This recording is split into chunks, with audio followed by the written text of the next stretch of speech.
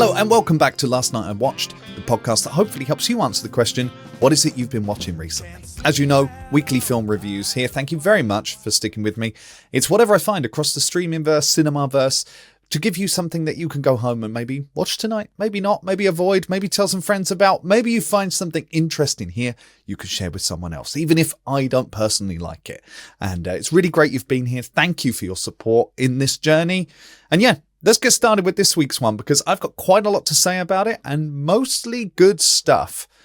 Let's talk about the film Sinners. And before we do, if you like what you see, don't forget to like, share, subscribe, all of that nonsense. I don't want to dwell on that stuff too much. It's become a cliche, I think, of this year, 2025, that all of this stuff is sort of expected nowadays. But do like, share, subscribe, and comment below. Right. Sinners, here we go. Directed by Ryan Coogler of Creed and Black Panther. It's a horror, blues music celebration, part musical, part slasher, part drama, part lots of other genres. Film, vampire film as well. About two brothers who return home to the Mississippi Delta in 1932. They set up a blues joint after they've sort of earned their money with the mob.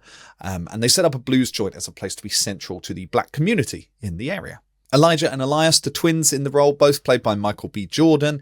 They have a younger brother called Sammy, who is a gifted musician, but has been warned against the power of the blues. And maybe if he sells his soul to the blues devil, bad things will happen. So it's sort of that take on that Robert Johnson thing, went down to the crossroads, sold his soul to the devil, came back, and was a fantastic guitarist and musician. It's kind of a take on that legend, but then it blends it in with other stuff. I mean, you've got the mob cop sort of gangster drama elements that we just talked about as they've returned from working with the Chicago mob. And you've also got vampire elements to it as well, because there's a weird clan of Irish folk who turn up and want to bring their music to the area rather than the blues rock music that started coming up and being celebrated at this joint that they've opened. And that causes some tension.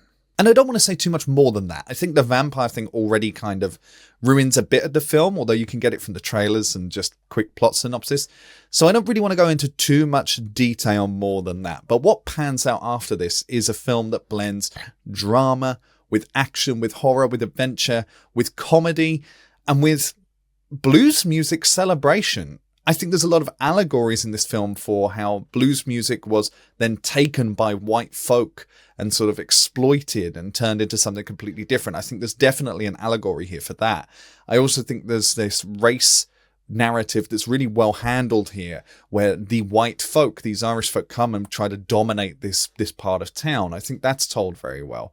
So I think there's a lot of allegories and metaphors and sort of themes that are really well explored here through a bunch of different genres. And it's a completely original film. It's original IP, intellectual property. It hasn't been taken from anything else or adapted from anything else. And ultimately, I think at its core, it is a celebration of the blues. That's what this film is. It is musical in parts. There's a musical scene in the middle of this film, which is, I kid you not, one of my favorite scenes probably of all time. I love the way it builds, and it is a musical thing, and it blends time and space and sci-fi elements with a bit of horror and just musical. It feels very theatrical, yet very tangible, and I love this scene, and I cannot say more than that, but Miles Caton, who I think it's his breakout role, who plays Sammy, is incredible in this film. Really fantastic. I cannot wait to see what this guy does from here on. And on that note, all of the performances here are really, really strong. You've got Haley Steinfeld, who really does a great performance, starts off with this charming sort of Southern belle and has a darker side as the film goes on. Then you've got Michael B. Jordan in the dual role of the twins, Smoke and Stack, or Elijah and Elias.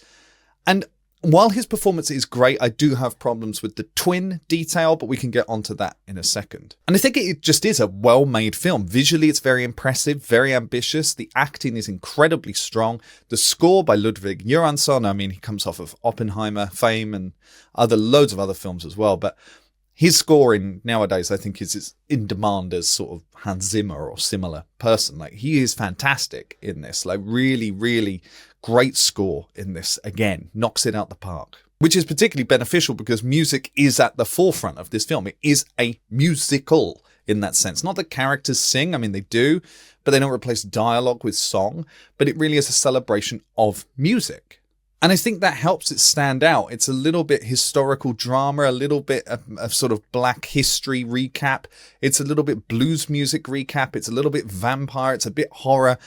It just blends all these together so well. Like I never really felt like it was clutching for something and just didn't hit it. I've really felt like it seamlessly blended all this together. And it had kind of all the elements of a film that, well, appealed to me. Like, I am a big sort of music fan. I also dabble in a bit of horror. I like a bit of sci-fi. I like a bit of more political commentary. I like a bit of drama. I like darkness and sort of Southern Gothic feel. This really combined everything that I'm interested in into one film. So I can't really criticize this too hard. I'm going to go into some criticisms in a second, but I do think this is my favorite film of the year, actually. I really do. And it's been the best film I've seen this year. And I wish I caught it in cinemas and not streaming. I was a little bit late to the party on that one. And once I saw the trailer and stuff, I thought, oh no, it's going to be brutal vampire story. I'm not really down with that. But if you're sort of at the level of Buffy the Vampire Slayer is enough scares for you kind of thing, you're going to be fine with this film. I mean, it's much more gory, but I don't think it's objectively frightening. There are some jump scares, sure, and things that creep you out, but they're pretty well signposted. I don't think it's going to leave you in nightmares or leave you unable to sleep.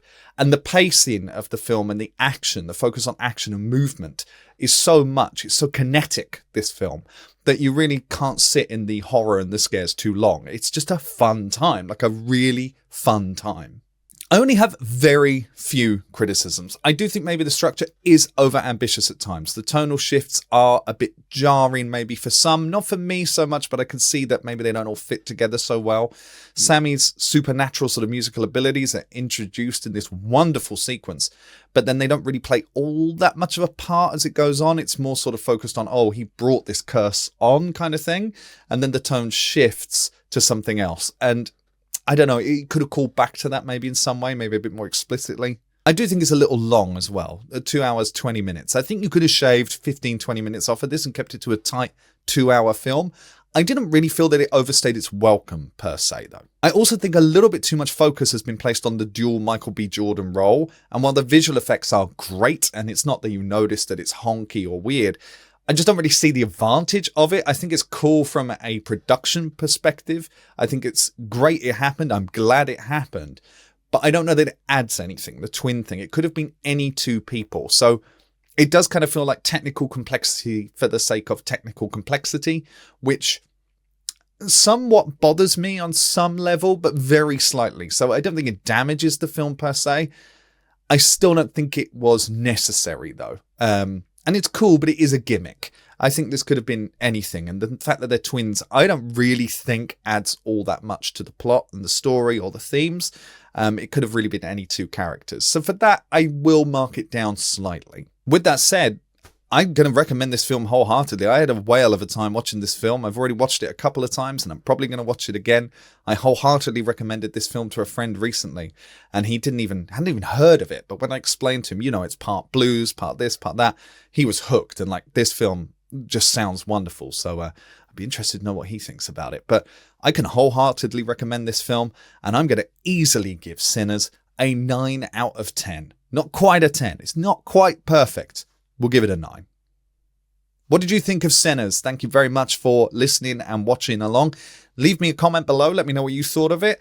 Did it work for you? Was the pacing really an issue? How did you find the blending of genres? Did the blues music celebration really appeal to you? It did to me. Maybe alienated you a little bit. Who knows? Do let me know what you think in the comments and like, share, subscribe, all of that stuff. Otherwise, until next time, thank you very much for watching this extremely quick review. Stay safe out there, be excellent to each other, and I will speak to you next time.